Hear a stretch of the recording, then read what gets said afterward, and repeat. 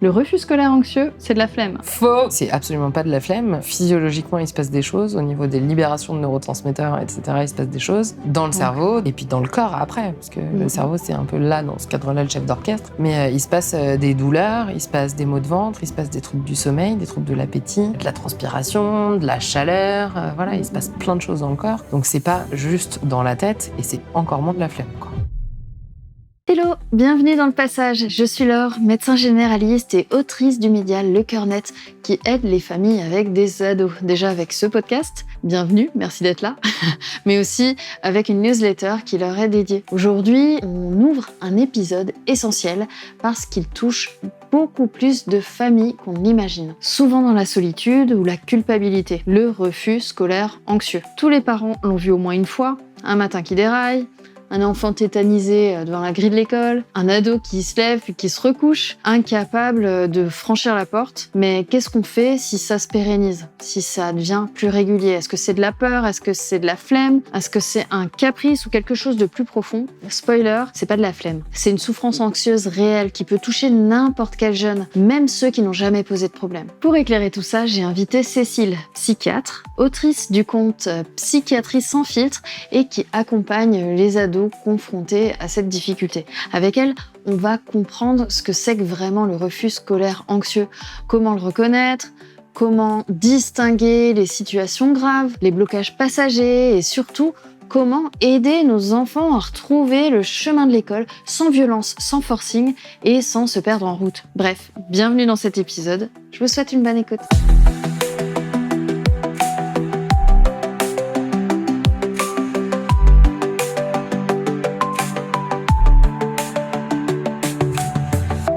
Hello Cécile, merci d'être là. Avec plaisir. Alors, c'est quoi la musique de ton adolescence? La première qui vient en tête, c'est In Too Deep de Sum 41. J'adore. J'adore et je m'en lasse pas, donc tu vois. Ouais, moi non plus. Une bonne musique pour le passage, comme on dit. Alors, aujourd'hui, je vais déjà commencer par te partager la rubrique Sans filtre avec des extraits d'ados et j'aimerais bien que tu réagisses. Ok. Avec plaisir. L'année dernière, une camarade de classe qui avait une anxiété sociale et qui est partie au bout de décembre. On avait rien contre elle et elle avait sûrement rien contre nous, mais on ne sait pas pourquoi. Et du jour au lendemain, elle est partie de la classe et elle a préféré faire les cours à la maison. Elle avait une seule amie dans notre classe et du jour au lendemain, elle est plus venue. Donc au bout d'un mois, on s'est inquiété, on lui a posé une question à cette amie et elle nous a juste répondu que voilà, elle se sentait pas bien à l'école, qu'elle était anxieuse et qu'elle voulait plus aller à l'école.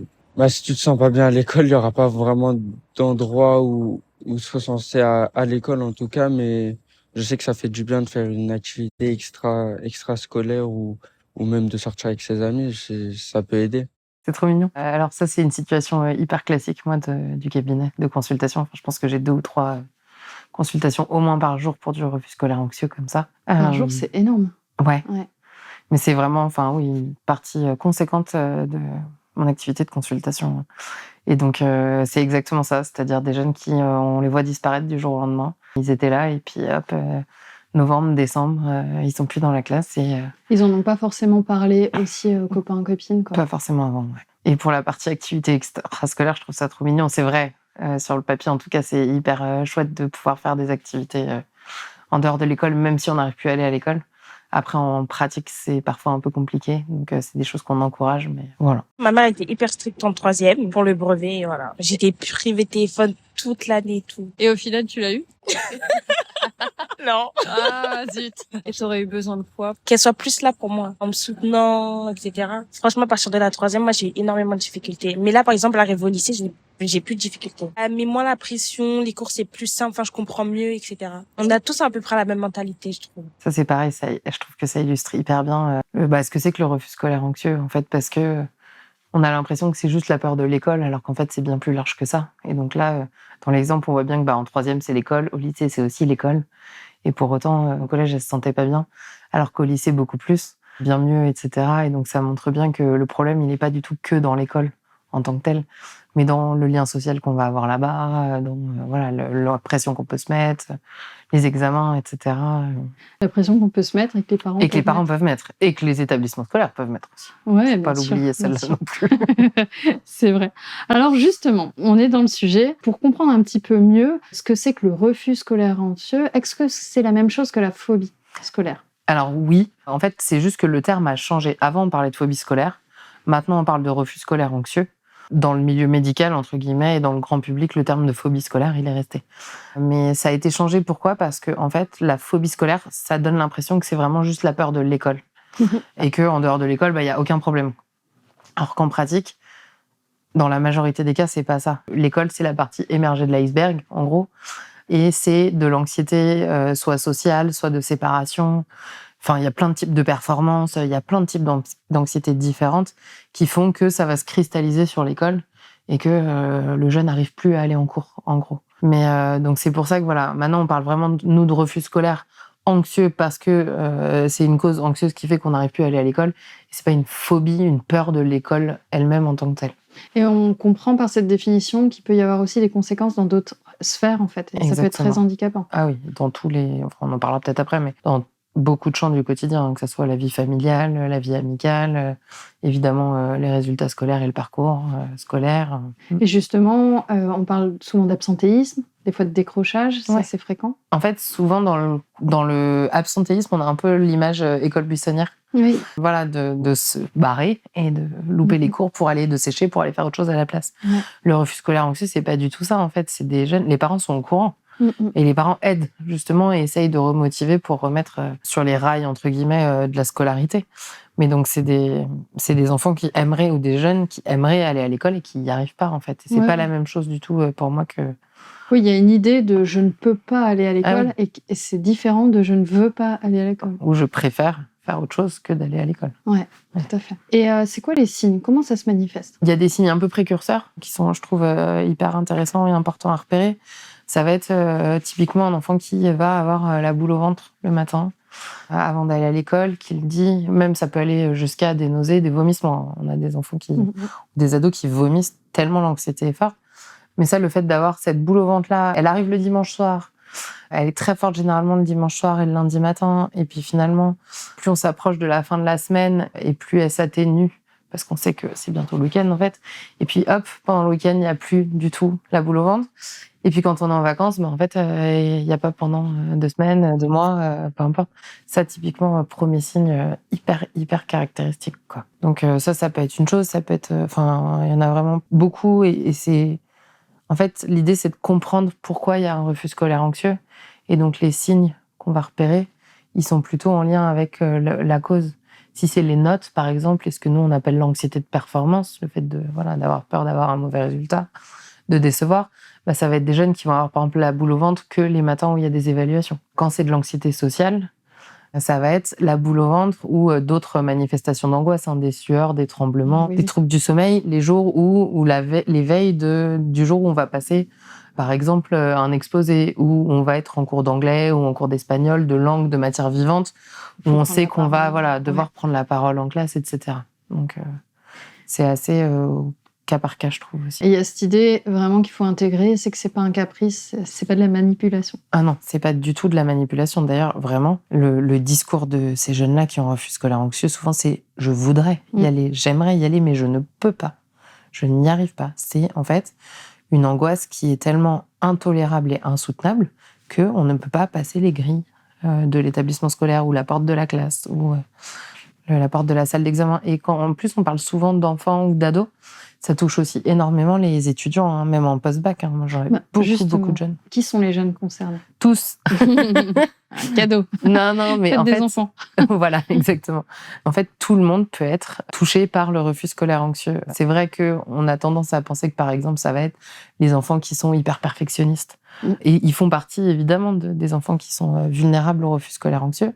Mais en fait, ça touche toutes les populations. Il y a du refus scolaire anxieux dans toutes les classes, enfin, aussi socio-professionnelles. C'est pas... voilà. C'est pas parce qu'on est d'une classe socio-professionnelle hyper élevée ou au contraire plutôt basse qu'on est plus à risque. Non, c'est vraiment dans toutes les classes de la société. Les filles autant que les garçons. Voilà, il n'y a pas de grosses disparités comme ça. Et l'idée, c'est de se dire, ça peut vraiment arriver à tout le monde, en fait.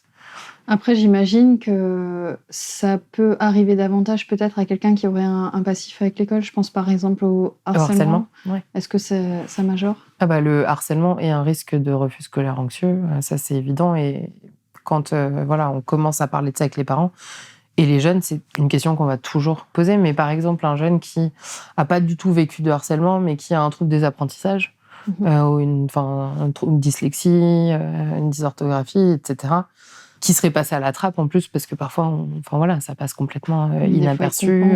Le jeune compense hyper bien, ou un trouble de l'attention, ou un trouble du spectre de l'autisme, par exemple.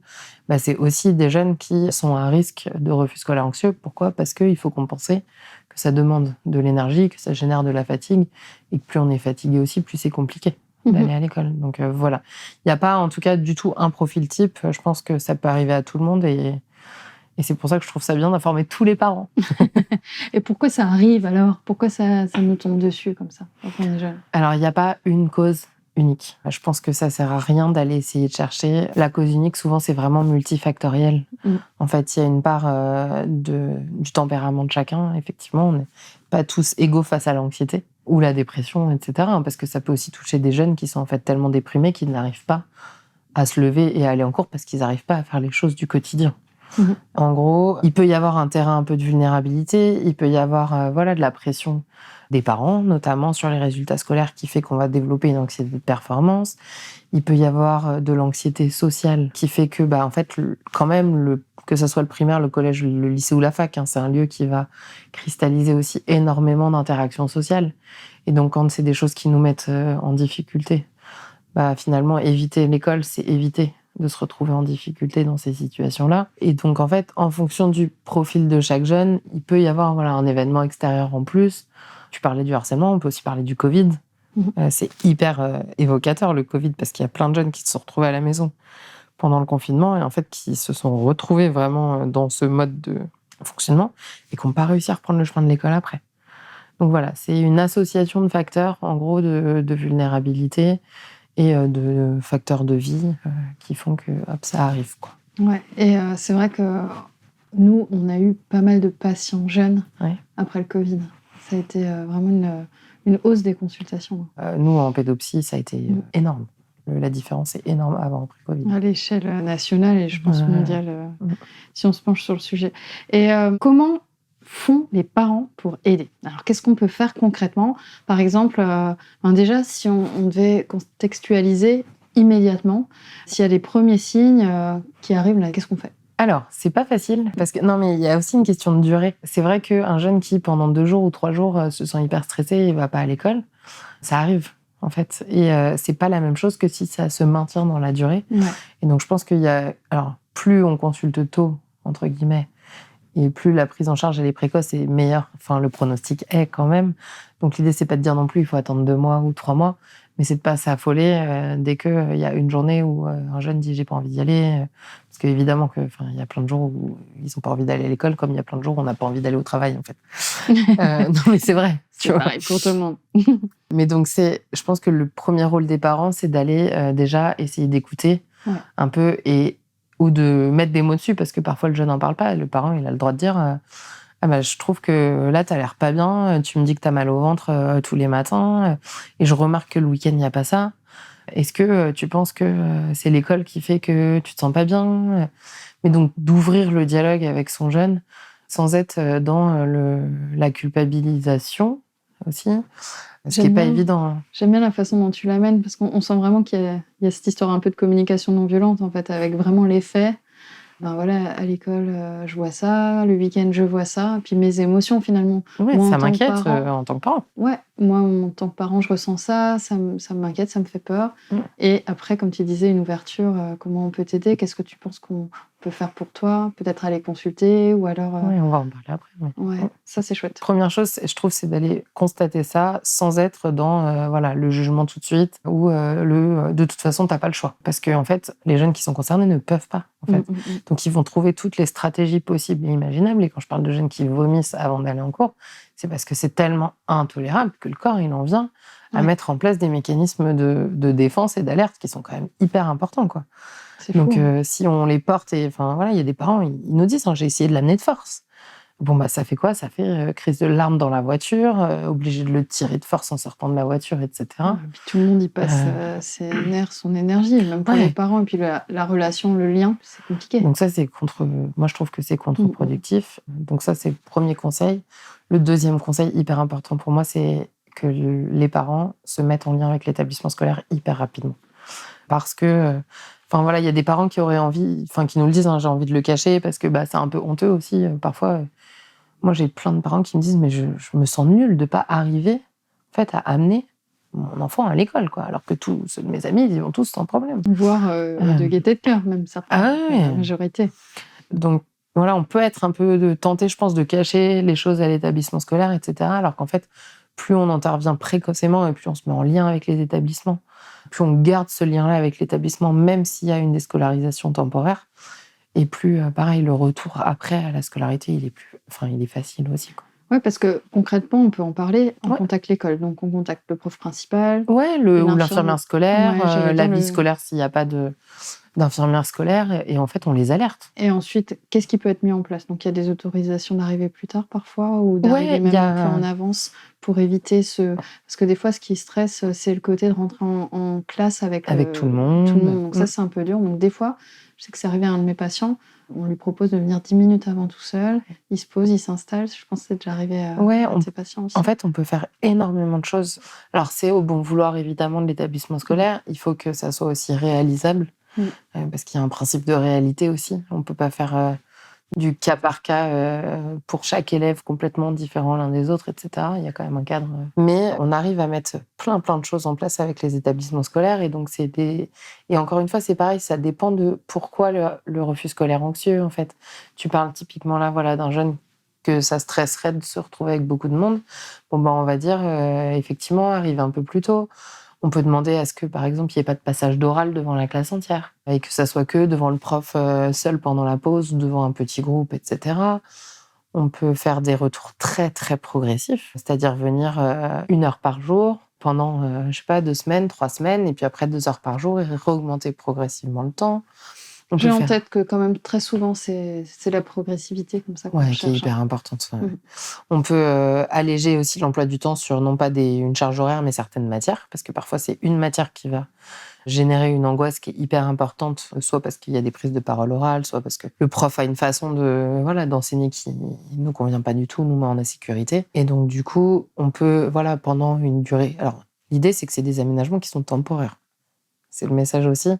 On dit en amont aux jeunes. Quand même. Bien sûr, on lui dit bien que on t'aide là pour que tu arrives à retrouver le chemin de l'école, en gros. Mais l'objectif, c'est d'y retourner à temps plein. C'est pas de rester dans des aménagements, des dispenses d'oraux et de choses comme ça, par confort, entre guillemets, jusqu'à la fin de ta scolarité, quoi. Et donc voilà, heureusement.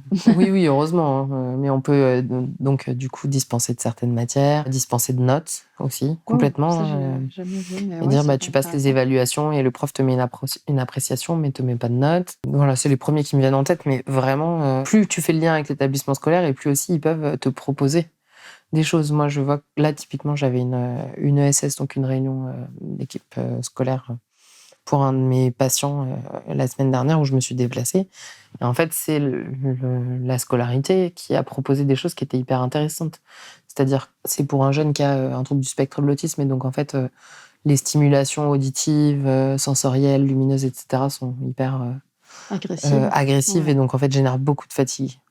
Et donc la fin de journée est hyper difficile et souvent ça explose un peu, soit en fin de journée scolaire, soit le soir en rentrant à la maison. Et en fait, l'établissement, il a proposé un temps avec une personne ressource pour le jeune sur le temps de midi pour qu'il n'ait pas 2 heures de temps de pause, mais qu'il aille manger et qu'après il ait 1 heure et quart de temps au calme avec une personne référente avec qui ça se passe hyper bien, qui puisse l'aider. Surtout quand tu te souviens le bruit qu'il y avait à la cantine. Non, mais des fois, quand on remet le pied dans une salle comme ça, qu'on voit le brouhaha, on se dit, mais c'est pas étonnant en fait que c'est quand on est sensible à ça. Mais donc, du coup, voilà, tu vois, donc là, c'est vraiment l'établissement qui a proposé et qui m'a trouvé la personne parfaite, entre guillemets, pour rester avec lui, l'endroit où on peut mettre ça en place, etc. Et ça, moi, médecin, je connais pas, en fait. Je connais pas. Chaque établissement fonctionne différemment. Les parents connaissent pas forcément non plus. Et puis, les jeunes, c'est pas des cas isolés. Donc, souvent, dans la structure, ils ont déjà vécu ça. Donc, ils savent aussi comment mettre en place des choses. Les stats, quand même, selon les études, c'est entre 1% d'une tranche d'âge et 4 à 5% d'une tranche d'âge. Donc, c'est difficile à évaluer parce qu'il y a aussi plein de jeunes qui ont un refus scolaire anxieux, mais qui arrivent à y aller. Alors, à quel prix, par contre, en termes d'épuisement, en termes d'anxiété, etc., mais qui tiennent bon. Et donc, ça passe complètement inaperçu et c'est non mesurable, entre guillemets. Surtout que c'est assez tabou aussi. Typiquement, l'anxiété, le jeune qui... Moi, j'ai eu des cas d'énurésie de pipi au lit chez des lycéens où tu te dis, forcément, le jeune, il va pas en parler à l'école s'il arrive à y aller. Clairement. Et donc, du coup, ça fait plutôt, en gros, une personne par classe, quoi. Ouais, c'est énorme. C'est énorme. Donc, ce qui fonctionne, on retient, c'est quand même une exposition plutôt graduée, ou en tout cas au collège, au lycée, le soutien familial et aussi la collaboration avec l'établissement. C'est ça ? Et les parents, ils doivent avoir quelle posture ? Alors, tu dirais ça comment, toi ? Alors, je sais plus. Il y a une expression que j'arrive jamais à retrouver, une histoire de main de fer la main de fer dans le gant de velours. Voilà, exactement. Et pour les parents, c'est un sacré travail d'équilibriste, vraiment, parce que il faut pas non plus dire OK, on n'y va pas, OK, t'y vas pas, OK, t'y vas pas. C'est cool. C'est ça, mais il faut pas à côté non plus de forcer alors que c'est impossible. C'est contre-productif aussi. Donc c'est vraiment, je trouve, un travail d'équilibriste. Et donc c'est d'entendre la souffrance, entre guillemets, de dire « Ok, je comprends que là, c'est pas possible. » Donc, il faut qu'on mette en place des choses pour t'aider. Et donc là, on en revient typiquement à les consulter, etc. Il faut que les parents, je trouve, ils soient moteurs de ça. Et puis, c'est aussi de dire, ce n'est pas parce que tu ne vas pas à l'école que tu es puni de tout. Tu as le droit, évidemment, de continuer à avoir des amis. C'est hyper important, ça, de maintenir le lien social, parce que quand on n'est plus à l'école, ça coupe quand même énormément. Donc voilà. Mais pour autant, c'est pas parce que t'es plus à l'école que tu passes ta journée à faire ce que tu veux, sur le rythme que tu veux, parce que sinon, il y a un bénéfice aussi à pas y aller. Donc, je pense que les parents, leur rôle le mieux à faire dans ces cas-là, c'est de maintenir quand même, d'obliger un cadre. C'est-à-dire, on se lève à l'heure normale, comme si on allait à l'école. Soit on essaye de rattraper, si c'est possible, les cours, ça dépend, ça c'est vraiment au cas par cas. Est-ce que l'établissement donne les cours ? Est-ce qu'on laisse, pendant un moment, on fait une vraie pause complète ? Est-ce qu'on met des cours par correspondance avec le CNED, notamment le CNED partagé, où le jeune il pourrait être, par exemple, une demi-journée par jour à l'école, une demi-journée au CNED à la maison. Il y a plein de choses qui sont possibles. Mais donc voilà, c'est de dire, tu te lèves le matin, le midi, c'est repas à une heure fixe. Le temps d'écran, il est limité et il est le même qu'on soit à l'école ou pas à l'école. C'est pas de passer sa journée sur la console à jouer, parce que là, effectivement, le retour, il est vraiment d'autant plus difficile qu'on y trouve un certain confort, quoi.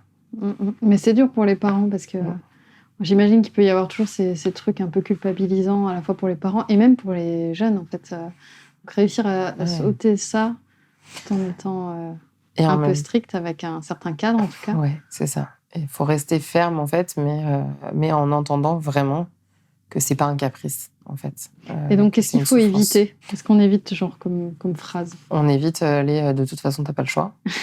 Non, mais parce que nous, on l'entend tout le temps. Et c'est vrai que sur le papier, en fait, il n'y a pas le choix. L'école, elle est obligatoire. En tout cas, jusqu'à 16 ans. Mais c'est contre-productif, tu vois. Ça apporte rien, je trouve, d'aller dire ça. Après, l'idée, c'est pas non plus de culpabiliser les parents en disant ça, parce que, évidemment, c'est des phrases qui viennent très spontanément et très naturellement. Et puis, mettre des objectifs irréalistes d'un autre côté, ça va pas non plus. Non. Et je pense qu'il faut avoir en tête que le refus scolaire anxieux, c'est long. C'est pas le message le plus positif du podcast, désolée. Mais on va quand même être réaliste. Il faut compter au moins une année scolaire pour espérer un retour apaisé à la scolarité. Donc, en fait, se dire que il s'est déscolarisé en 2 semaines. Donc, en fait, dans 2 semaines, il y sera retourné. c'est assez irréaliste, en fait, en pratique. Moi, je trouve ça important que les jeunes et leurs parents soient au courant de ces délais-là, parce qu'évidemment, ça paraît énorme, au même titre que quand on instaure des traitements. On a fait une newsletter toutes les deux sur l'anxiété et sur la dépression. Tu m'as vachement aidée d'ailleurs, merci beaucoup. Mais c'est vrai qu'il y avait un des messages qui disait les traitements, typiquement, on les prend au minimum telle et telle durée, et c'est long, et on vous prévient, parce que, voilà, faut pas se leurrer, on le sait par expérience que c'est ce temps. Mais que ça met du temps à faire effet, oui. Mais en même temps, ça peut marcher. Donc tu dis, ça peut prendre 1 an, certes, mais en même temps, je crois que les jeunes, quand on leur dit, il y a une solution, il y a un moyen que tu t'en sortes et que tu reprennes une vie normale, entre guillemets, en général, ils signent. Ah bah oui. Et puis c'est un signe. Enfin, ça fait souffrir en fait.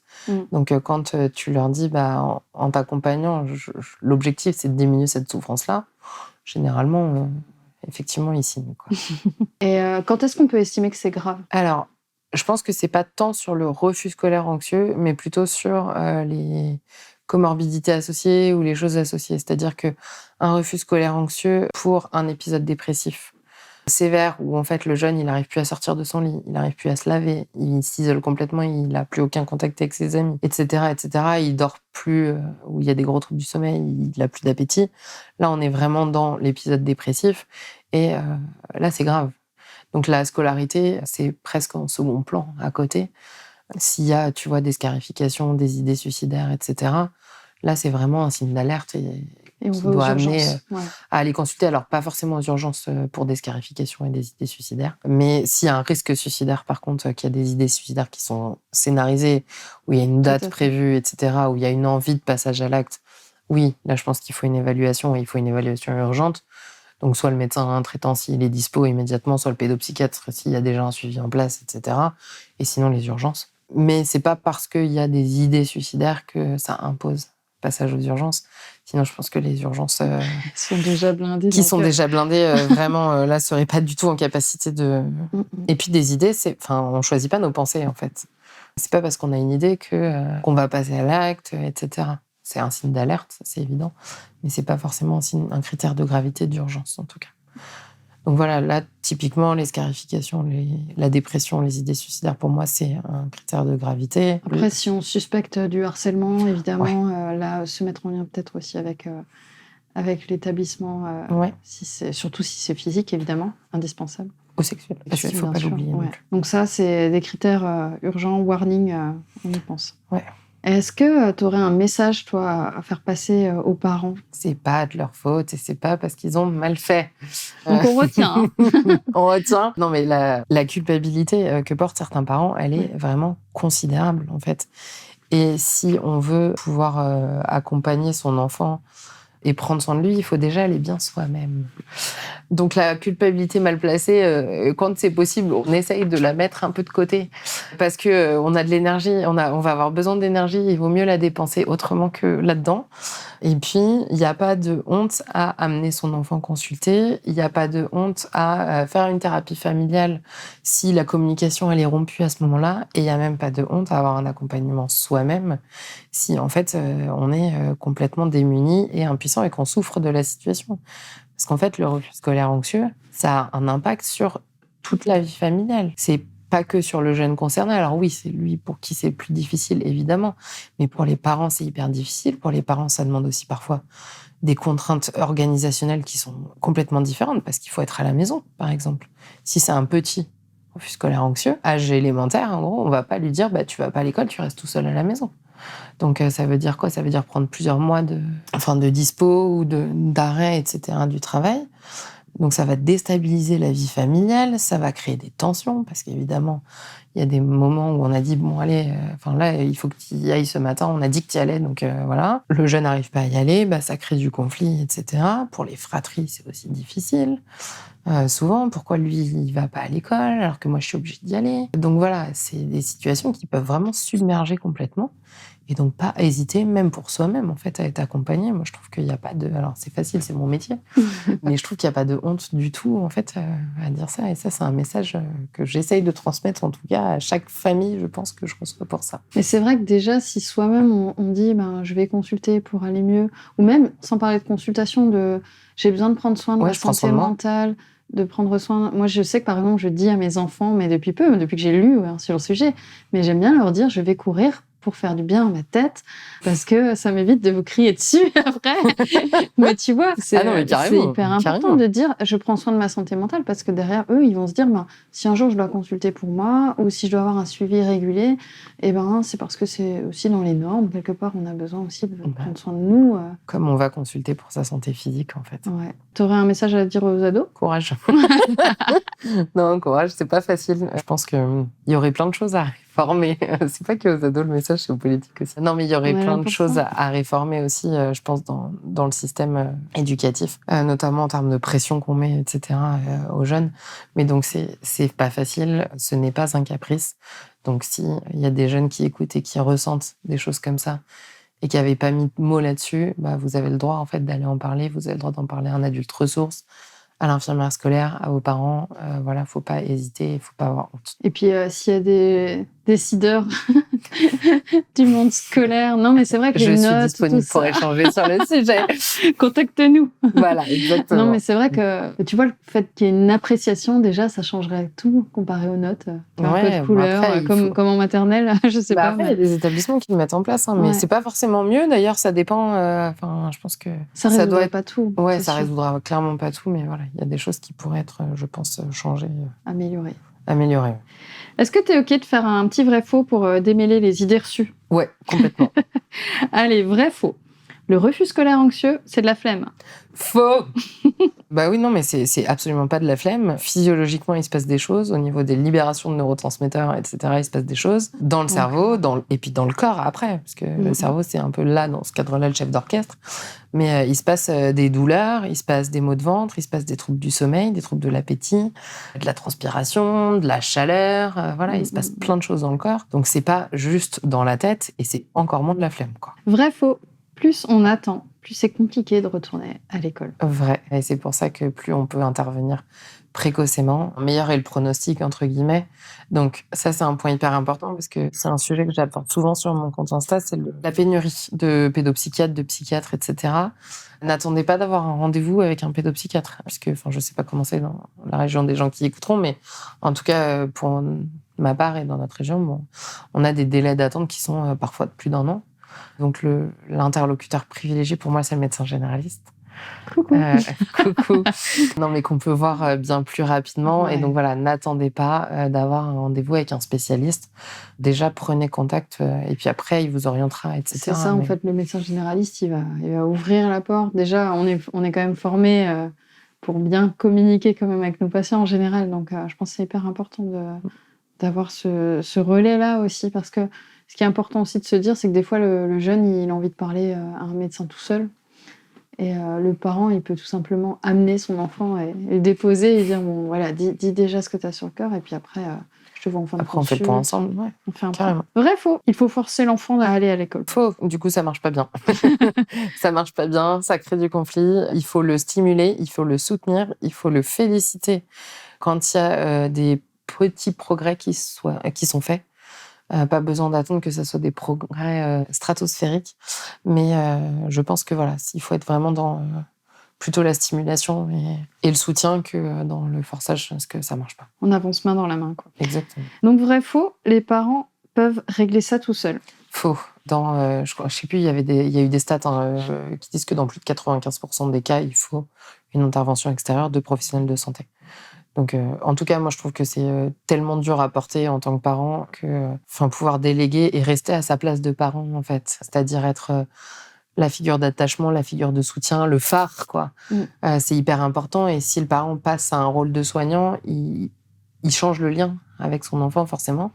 Ça fait que, du coup, typiquement, il y a des jeunes qui vont avoir hyper peur de décevoir leurs parents, etc. Parce que le parent est dans une position de soignant et que ça marche pas. Et que du coup, le jeune, il se sent encore plus nul parce qu'il n'y arrive pas. Ouais, et puis que le parent, il garde aussi, comme tu disais, sa position. Mais sa position, c'est aussi d'être dans des moments, des fois, de rire, d'être dans des jeux de société. Je sais pas, trouver le truc qui fait lien. Des fois, ça va être aller jouer au tennis avec son enfant ou de faire un jeu sur la console. Ouais. Mais au moins de rester dans cette posture-là, quoi. Et de pas parler 99% du temps de l'école. Parce que quand on a un refus scolaire anxieux, c'est horrible. Ouais, donc si le parent veut gérer tout seul, souvent il se retrouve à parler beaucoup de ça et ça affecte en fait la qualité du lien global, quoi. Ouais, je comprends. Et dernier vrai faux, ça se soigne. Oui. Heureusement, sinon mon boulot serait triste. Non, mais que ça soit de l'anxiété, que ça soit de la dépression, ça s'accompagne, ça se soigne entre guillemets. Je mets quand même des guillemets parce que l'idée c'est pas quelqu'un qui a un profil anxieux, on va pas dire on va te guérir complètement de toute ton anxiété et tu ne seras plus jamais anxieux de ta vie. Parce qu'on le rappelle accessoirement, l'anxiété c'est un message qui est utile en fait, qui sert à nous protéger quand même.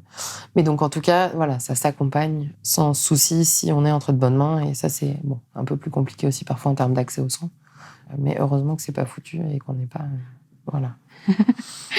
Tout ça peut revenir quasiment comme avant, on peut dire ça. Quasiment, ouais. Ça marche. Différemment. Parce qu'on a grandi, qu'on a vécu plein de choses pendant cette période-là, qu'on a appris d'autres outils pour faire face. Donc différent, mais avec un retour à une scolarité bien plus apaisée en tout cas. Merci beaucoup Cécile. Avec plaisir. Tu as apporté plein d'aides et d'outils aussi aux parents. Et justement, toi, tu as un compte sur Instagram. Oui. Est-ce que tu peux m'en parler? Est-ce que tu peux me dire ce qu'on peut y retrouver? Eh bien oui, ça s'appelle Psychiatrie sans filtre. Et donc l'idée, c'est de parler de psychiatrie et même beaucoup plus large de santé mentale, en fait, de façon assez, on va dire, décomplexée. Parce que c'est encore beaucoup trop tabou, même si on en parle quand même de plus en plus, etc. Et j'avais envie de donner de l'information là-dessus, de l'information fiable, noyée au milieu de beaucoup d'informations moins fiables qu'on peut trouver sur les réseaux, sur la santé. Voilà, et j'y parle vraiment de tout. J'ai pas du tout de ligne éditoriale. Ça va être telle patient m'a parlé de ça, ça serait une trop bonne idée d'en parler. Voilà, donc il y en a pour les ados, il y en a pour les parents, il y en a pour les soignants. C'est génial, et puis il y a des belles illustrations. Très, très sympa. Merci. Si cet épisode vous a plu, laissez-nous un petit mot, d'ailleurs, sur YouTube, Spotify. On peut en parler aussi sur Instagram. Il y a nos 2 comptes. Et continuez à suivre le passage. N'hésitez pas à laisser un petit commentaire, des étoiles, ça nous aide. Et à bientôt. Merci Laure. Salut. Merci d'avoir écouté cet épisode. Si vous êtes arrivé jusque-là, c'est peut-être qu'il vous a plu. Alors, n'hésitez pas à vous abonner à ce podcast, à lui laisser un avis 5 étoiles et un commentaire pour qu'il voyage davantage. Retrouvez-moi sur Le Cœur Net, posez vos questions, partagez votre expérience et échangez avec une communauté franchement bienveillante. Et si vous voulez du concret, du précis, du vraiment utile au quotidien, inscrivez-vous à ma newsletter santé dans les notes de cet épisode. Au programme, des tips, des docs, des recommandations médicales et psy pour vous éclairer et surtout vous aider vraiment.